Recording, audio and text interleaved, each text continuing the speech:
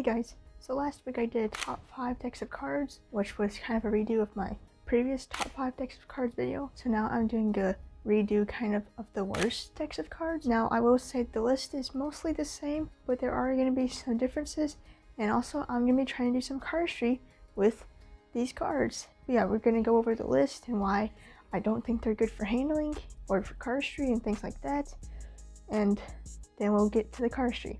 So yeah, let's get started. Okay, so the first one is more of a category kind of cards, and they're bridge size cards, so actually more of a size. Now, I'm a small-handed cardist, but I do not like bridge size cards, even though technically they probably make it easier for me to handle because they're shorter in width, but obviously most cards are poker sized, so my hands aren't used to the size, and it's just weird to use. But also, in my experience, the handling of these cards is not good.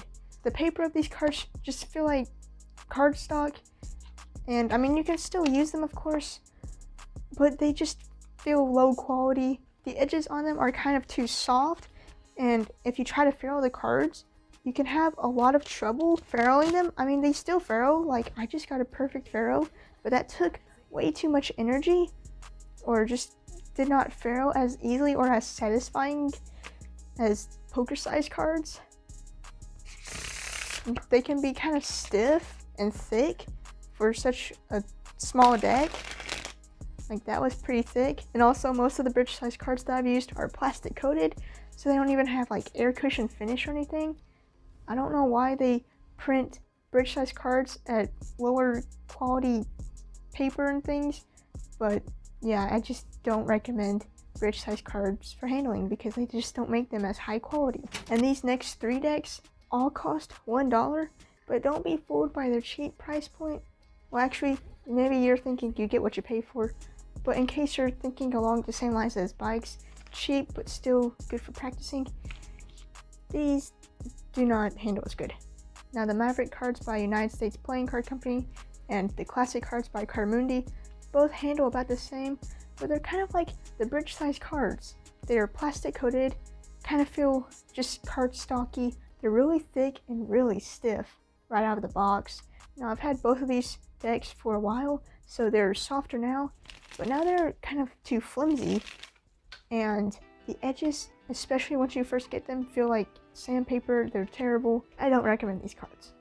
And this Monte Carlo deck is probably one of the worst decks I've ever handled. It sounds nice when you spring it, nice and soft, but the paper's pretty flimsy, and apparently they're plastic coated, but you can still see kind of the air pockets. But that doesn't matter because this is a terrible fan, and I've barely used this deck because it was so bad out of the box. You would think that'd be good for packet cutting, but if I'm trying to do a simple move, the faces of the cards rub together, and there's like so much friction that it's hard to do. It's kind of weird. As you can see, there's a lot of friction on these cards, and ferruling is not very good either. So yeah, I don't recommend the Monte Carlo cards.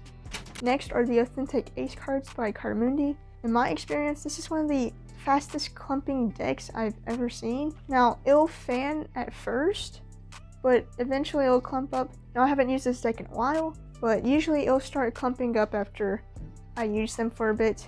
And also, the paper on these cards is a lot thicker, stockier, I guess, if that's a word. Ferruling them isn't great. The edges are kind of weird. It's like you took 2 normal cards and kind of pushed them together. A single card just feels much cardstockier and thicker than a normal United States Playing card, and it was really stiff and hard to spring out of the box. Now again, I've had this for a while, so it springs a lot better now. So unless you're going to use it for packet cuts, this is probably not the deck to get. Handles okay compared to the rest of the cards though. And finally, we are on to plastic cards. Now, when you do something like a riffle shuffle, it sounds great, but then you go for a fan, and I don't know if you can tell because these cards are kind of clear, but it isn't very good. There's a lot of friction. Now, it may also just be my deck because it's got like the plastic and then it has the design, which you can feel on the card, which might be causing that friction, but it's not fanning very good. Farrowing is okay. It's not great. It's really soft, but sometimes it's too soft and the cards bend too much. The packet just split because it was so bendy. Now if you hear this, it sounds pretty snappy, which it kind of is, and I didn't catch that. But it's a bit harder to snap than a normal paper card. Oh, and also you can really tell when these cards get dirty if there's like dust or hair between them, and it just doesn't look good. Obviously, if you want to play card games in the water for some reason, plastic cards are good for that. Or if you want to be like me and take a profile picture in the snow, plastic cards are much better than that. Better for that than paper cards. But unless you're doing any of that stuff, these cards are not very good. Now, I've done cardistry for 4 years. A lot of people say it's the skill that matters and not the deck. But sometimes if the deck's really bad, it can really mess up your cardistry. So that's what we're gonna see now. So let's do some cardistry with some not so good cards.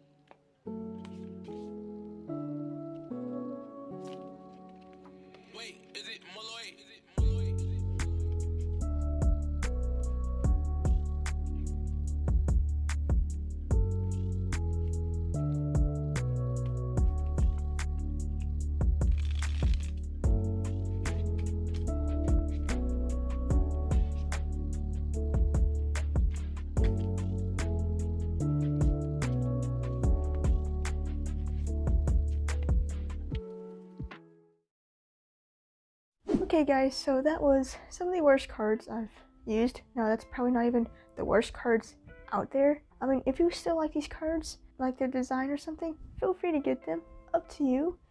But if you really want good cards for handling, these are not the cards to get. I know that a lot of these are of course cheapo decks, but I don't want you to be fooled by the price of them being cheap with them being good. Like bicycles or tally-hos, they're good for practicing, but they're also cheap. Of course, sometimes you get what you pay for. But yeah, that's the video. Hopefully you enjoyed it. If you did, be sure to give it a like and subscribe, and also hit the bell, and hopefully I'll see you next time.